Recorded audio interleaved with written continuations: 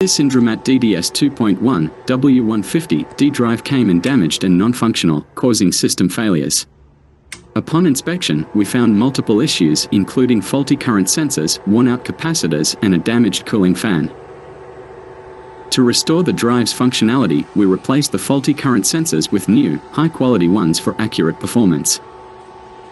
Next, we installed brand new capacitors to stabilize power and ensure long-lasting performance. To prevent overheating and extend the drive's lifespan, we also installed a new cooling fan for optimal temperature control. Here it is, fully repaired, tested, and working perfectly. This drive is now ready for reliable operation. Our testing confirms that the Indramat DDS2.1-W150-D drive is now restored to its original performance.